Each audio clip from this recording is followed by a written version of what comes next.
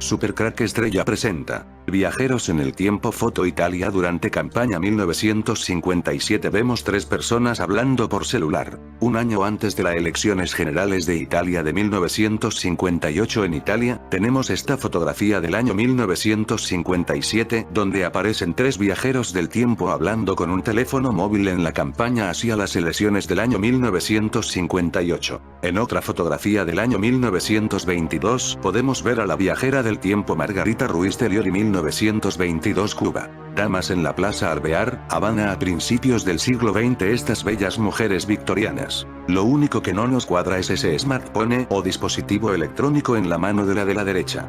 La dama en cuestión es Margarita Ruiz de Liori. La fotografía del año 1957 en Italia, donde aparecen tres viajeros del tiempo, ocurrió el mismo año que también apareció la viajera del tiempo mujer de Isdal. Ese mismo año del año 1957 la viajera del tiempo llamada Isdal, estuvo en Italia y se dejó fotografiar, así que esos viajeros del tiempo que aparecen hablando con un móvil en el año 1957 estaban con ella. Tenemos la prueba de que en 1957 la máquina del tiempo con la que viajaron estos viajeros del tiempo estaba en Italia en el 1957, de hecho se dejaron que les hicieran una foto dentro de la máquina del tiempo. Este fue el famoso caso llamado Caso La Amistad y la supuesta foto del interior de un ovni, en el mismo año y lugar donde tenemos a estos tres viajeros del tiempo. Supuestamente sucedió hace más de 60 años y al menos un funcionario del gobierno fue testigo de extraterrestres y su nave espacial, que fue visitada y fotografiada por otras dos personas. Según un reciente libro sobre ovnis, esto ocurrió en Italia en octubre de 1957 y, aunque se conoce en ese país, tiene fotos que nunca se han revelado fuera de Italia hasta ahora. Ver para creer. Esto ocurrió el mismo año de la fotografía de los tres viajeros del tiempo, y en el mismo país, Italia. Por lo que son los mismos. El libro se llama Contactos OVNIs en Italia, volumen 1, 1907-1978 y se describe como una selección limitada de algunos de los eventos más impresionantes e interesantes de más de 12.000 casos italianos de ovnis que el Centro Ufológico Nazionale, CUN, tiene en sus archivos y ocurrieron en Italia durante el siglo XX. CUN es una organización sin fines de lucro fundada en 1966 para recopilar información sobre encuentros con ovnis y extraterrestres. El libro dedica capítulos a incidentes específicos. 1936. Formación de aeroplanos de la Fuerza Aérea Italiana intercepta un ovni sobre el mar Tirreno. 1951. AC 3,6 entidades ovni cerca de Ferrara, dividido en períodos de tiempo, 1961, 1964, 1957, 1958, Segunda Guerra Mundial, etc. Además de los informes detallados, el libro incluye una serie de casos que tienen evidencia fotográfica. El autor es el Dr. Robert Pinotti, sociólogo de la Universidad de Florencia y fundador del CUN, quien es considerado un experto líder en avistamientos ovni europeos.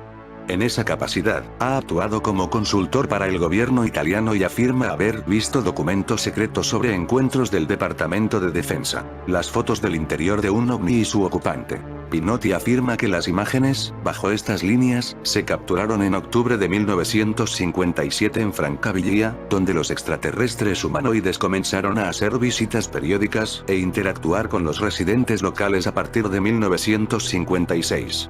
Las fotografías fueron supuestamente tomadas por dos hombres que abordaron la nave de 24 metros de diámetro por invitación de uno de los extraterrestres de apariencia humana, que usaba gafas oscuras para proteger su vista mientras les mostraba la cabina. Además, tuvo la amabilidad de permitir que lo fotografíen. El autor también sostiene que las fotos aparecieron por primera vez en 1958 en un libro llamado Sono Extraterrestri de Alberto Perego y nunca se habían visto fuera de Italia. Visitantes amistosos.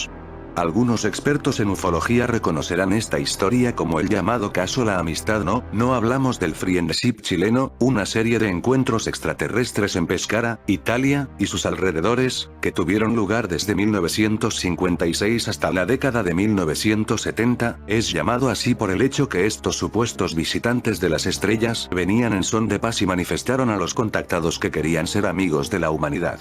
El caso fue cubierto en un documental de 2009 que contenía fotografías, aunque aparentemente no las del libro, y entrevistas con algunos de los presuntos testigos, muchos de los cuales se decía pertenecían a la alta sociedad italiana y algunos a cargos gubernamentales.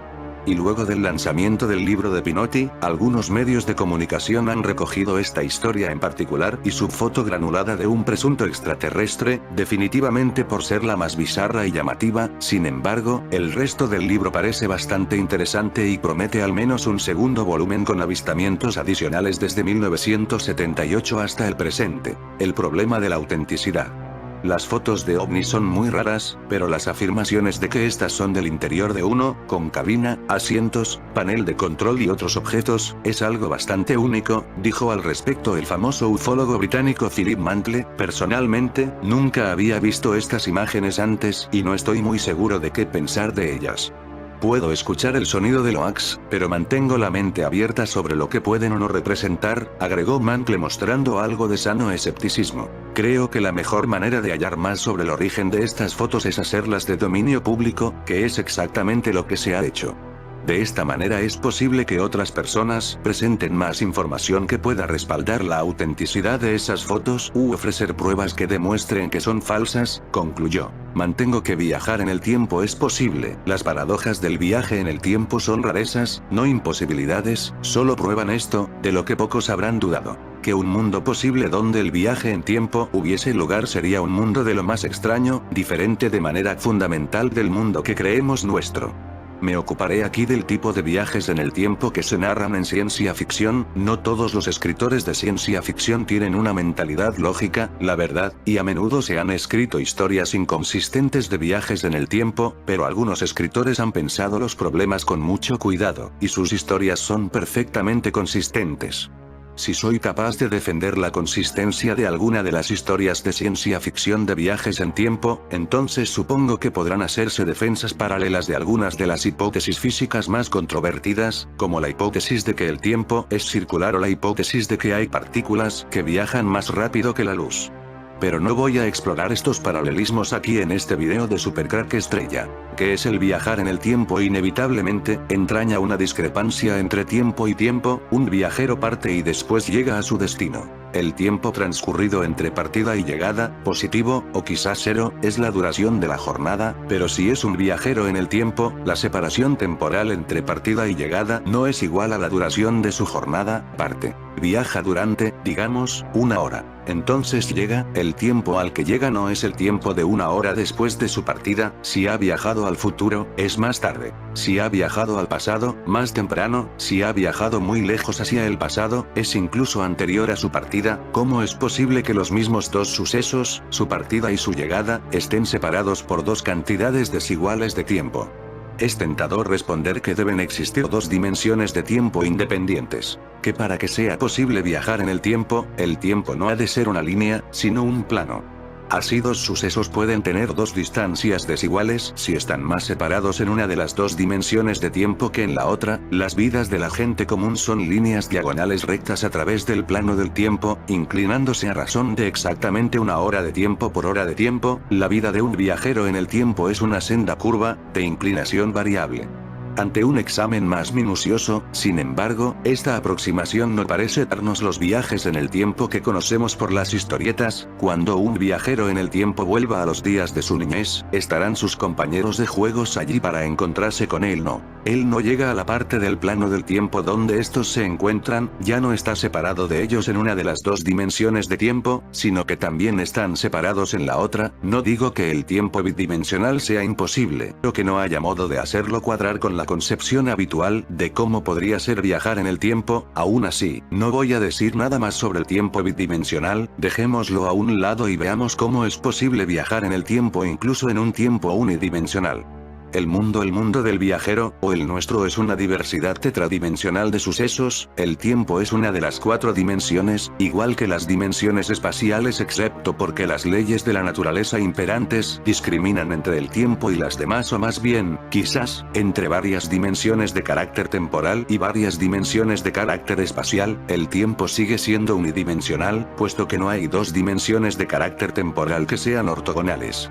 Las cosas que perduran son vetas de carácter temporal. Son todos compuestos de partes temporales, o estadios, situados en varios tiempos y lugares. El cambio es la diferencia cualitativa entre diferentes estadios, diferentes partes temporales de algo que perdura, igual que un cambio de panorama de este a oeste es una diferencia cualitativa entre las partes oriental y occidental del paisaje. Si este video te hace cambiar de opinión respecto a la posibilidad de viajar en el tiempo, existirá una diferencia de opinión entre dos partes temporales tuyas diferentes, el estadio que empezó a ver y el estadio subsiguiente que termina.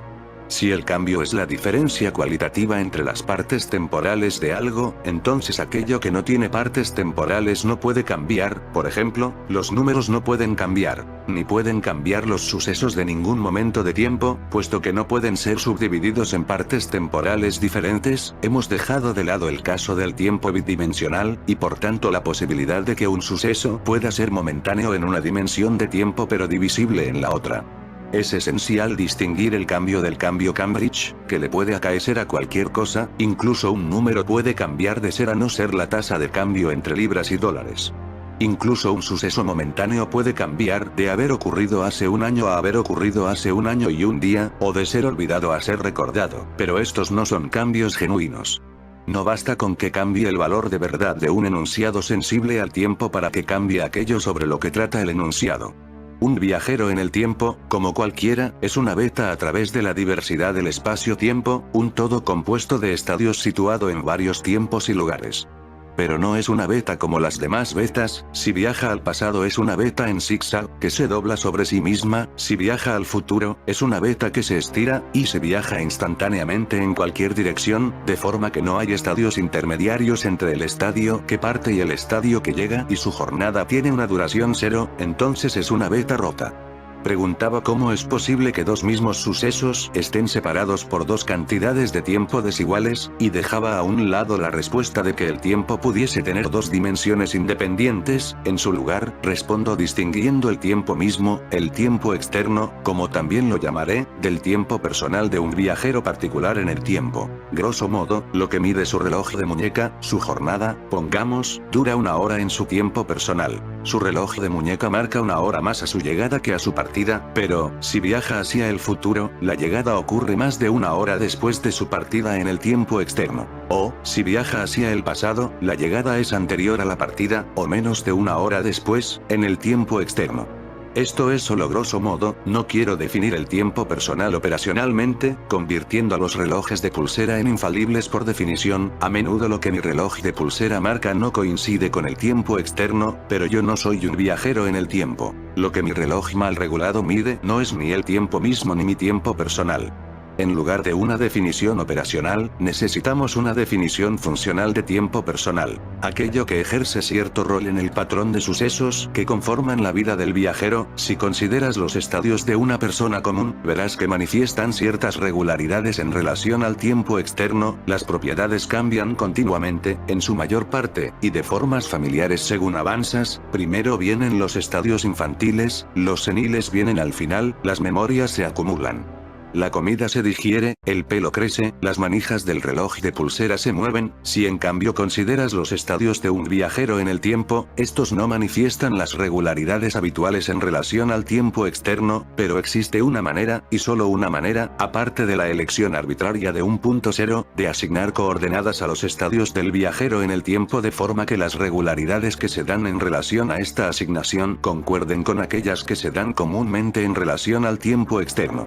En relación a la asignación correcta, las propiedades cambian continuamente, en su mayor parte, y de formas familiares, según avanzas. Primero vienen los estadios infantiles.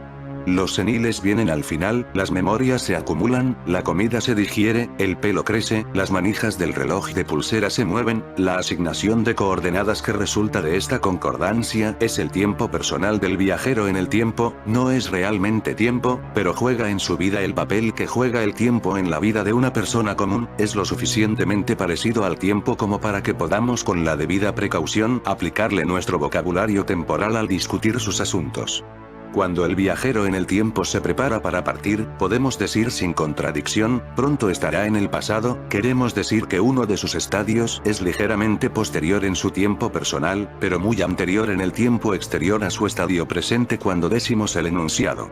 Podemos asignar posiciones en el tiempo personal del viajero en el tiempo no solo a los estadios mismos, sino también a los sucesos que ocurren a su alrededor. Pronto morirá César, hace mucho tiempo. Es decir, un estadio ligeramente posterior en el tiempo personal del viajero a su estadio presente, pero muy lejano en el tiempo externo, es simultáneo a la muerte de César. Podríamos incluso extender la asignación de tiempo personal a sucesos que no son parte de la vida del viajero en el tiempo, ni simultáneos a ninguno de sus estadios. Si su funeral en el antiguo Egipto está separado de su muerte por 3 días de tiempo externo y su muerte está separada de su nacimiento por 70 años de su tiempo personal, entonces podemos sumar los dos intervalos y decir que su funeral ocurre 70 años y 3 días de tiempo personal extendido después de su nacimiento. Igualmente un espectador podría decir con verdad, 3 años después de la última partida de otro famoso viajero en el tiempo, que podría incluso ahora, si se me permite usar la expresión, estar vagando por algún olítico arrecife de coral plagado de plesiosaurios, o en la orilla de los solitarios mares salinos del Triásico. Si el viajero en el tiempo vaga por un arrecife de coral olítico 3 años después de su partida en su tiempo personal, entonces no hay ningún problema en decir con respecto a su tiempo personal extendido que su vagar tiene lugar incluso ahora. Podemos equiparar intervalos de tiempo externo con distancias en línea recta, e intervalos de tiempo personal con distancias a lo largo de un camino sinuoso. La vida de un viajero en el tiempo es como una línea de ferrocarril de montaña. El lugar a 2 millas al este de aquí puede también estar 9 millas por debajo de la línea en dirección oeste. Está claro que no tenemos aquí dos dimensiones independientes. Igual que la distancia a lo largo de la línea de ferrocarril no es una cuarta dimensión espacial, tampoco el tiempo personal del viajero es una segunda dimensión de tiempo. La lejanía de un lugar de la línea depende de su posición en el espacio tridimensional. Igualmente, la posición de los sucesos en el tiempo personal depende de su posición en el tiempo externo unidimensional. 5 millas desde aquí bajando la línea hay un lugar donde la línea pasa bajo un puentecillo. 2 millas más allá hay un lugar donde la línea pasa sobre un puentecillo. Estos lugares son el mismo. El puentecillo por el que la línea cruza sobre sí misma tiene dos posiciones diferentes a lo largo de la línea, 5 millas más abajo desde aquí y también 7. Del mismo modo, un suceso en la vida del viajero en el tiempo puede tener más de una posición en su tiempo personal. Si vuelve hacia el pasado, pero no demasiado atrás, puede que sea capaz de hablar consigo mismo. La conversación implica a dos de sus estadios, separados en su tiempo personal pero simultáneos en el tiempo externo. La posición de la conversación en su tiempo personal debería ser la posición del estadio implicado, pero hay dos estadios. Para compartir la posición de los dos, debemos asignar a la conversación dos posiciones diferentes en el tiempo personal. Cuanto más extendemos la asignación de tiempo personal desde los estadios del viajero en el tiempo a los sucesos que lo rodean, más adquieren dichos sucesos posiciones múltiples. También puede ocurrir, como ya hemos visto, que sucesos que no son simultáneos en el tiempo externo tengan asignada la misma posición en el tiempo personal, o más bien, que al menos una de las posiciones de uno de ellos sea la misma que al menos una de las posiciones del otro, así que la extensión no debe llevarse demasiado lejos, o la posición de los sucesos en el tiempo personal extendido dejaría de servir para rastrear su papel en la historia del viajero en el tiempo. Un viajero en el tiempo que habla consigo mismo, por teléfono tal vez, le parece a todo el mundo dos personas diferentes hablando entre sí.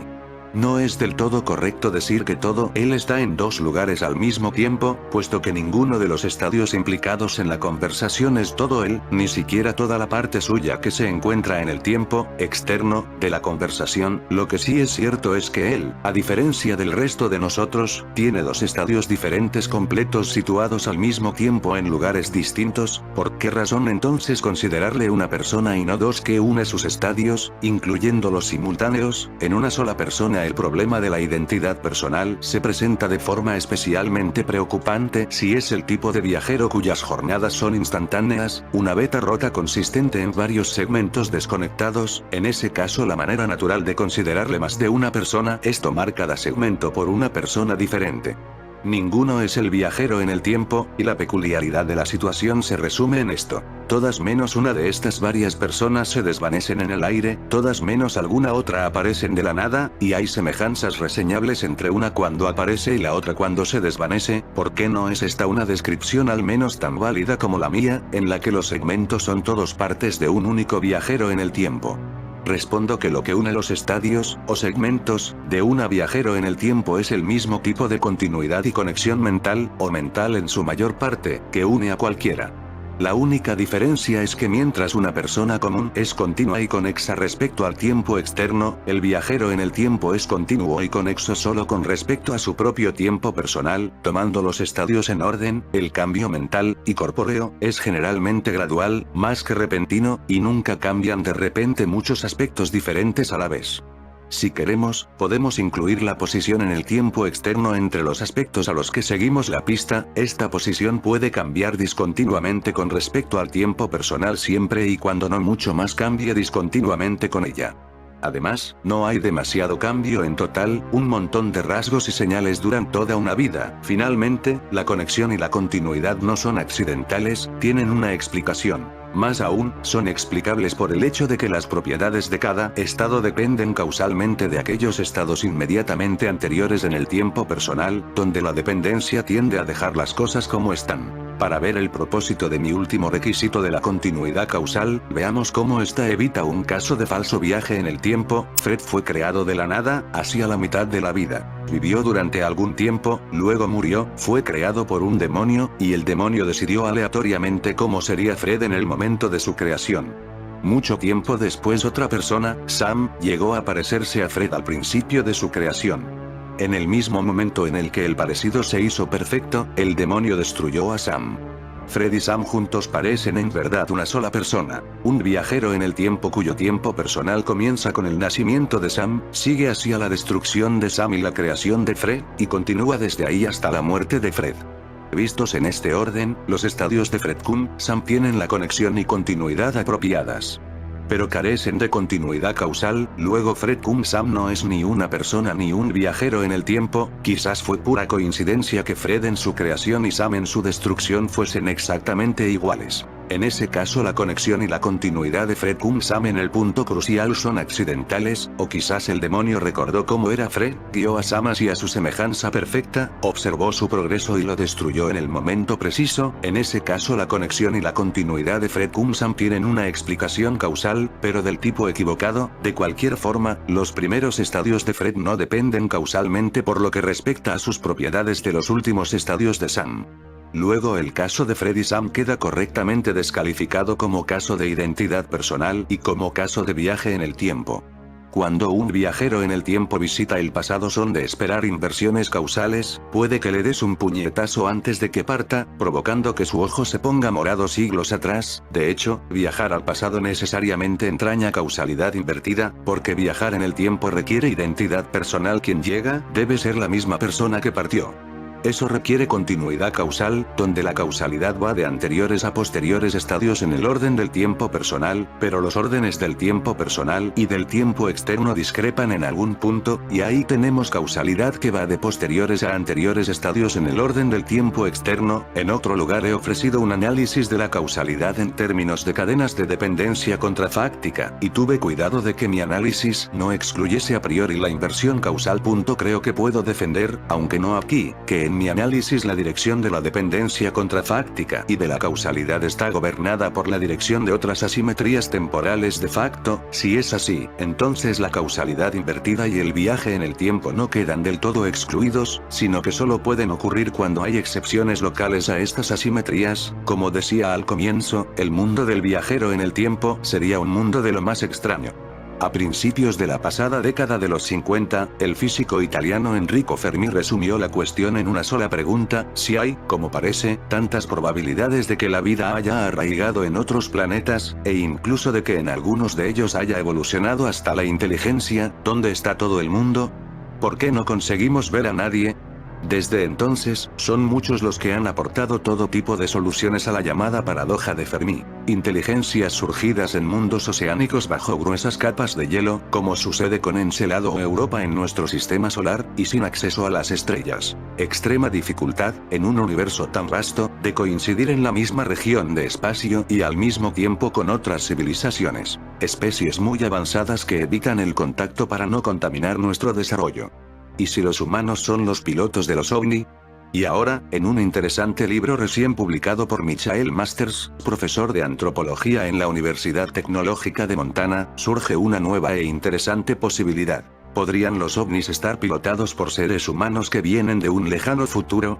¿Podrían ser esas extrañas criaturas con las que muchos dicen haberse encontrado, casi siempre con formas humanoides, ser en realidad nuestros lejanos descendientes, regresando del futuro para estudiar su propio pasado evolutivo? La idea, por supuesto, no es nueva. Pero en su libro, Masters estudia esa posibilidad con otra mirada, y ofrece una interesante perspectiva que invita a la reflexión. Por ejemplo, Masters está convencido de que, dado el ritmo acelerado de avances en ciencia y tecnología, sería plausible pensar que los humanos del futuro hayan sido capaces de desarrollar la maquinaria que se necesita para viajar en el tiempo. El objetivo del libro, afirma su autor, no es el de convencer a nadie, sino el de estimular una nueva discusión tanto entre creyentes como entre escépticos. Para ello, y según ha asegurado masterspace.com, decidí adoptar un enfoque multidisciplinario para tratar de comprender las rarezas de este fenómeno. Nuestro trabajo como científicos es hacer grandes preguntas y tratar de encontrar respuestas a preguntas desconocidas. Algo está sucediendo aquí, y deberíamos tener una conversación al respecto. Y deberíamos estar a la vanguardia cuando se trata de descubrir qué es. La explicación más simple. Para el investigador, además, la posibilidad de que los visitantes seamos nosotros mismos es, con mucho, la más plausible. Sabemos que estamos aquí. Sabemos que los humanos existen. Sabemos que hemos tenido una larga historia evolutiva en este planeta, y sabemos que nuestra tecnología va a estar más avanzada en el futuro. Creo que la explicación más simple es que somos nosotros. Solo estoy tratando de ofrecer lo que probablemente sea la explicación más parsimoniosa. Turistas y científicos venidos del futuro. Como antropólogo, Masters ha trabajado en numerosos yacimientos arqueológicos en África, Europa y Estados Unidos, y asegura que si hubiera tenido la posibilidad de viajar al pasado para entender mejor a nuestros ancestros, lo habría hecho sin dudarlo un instante.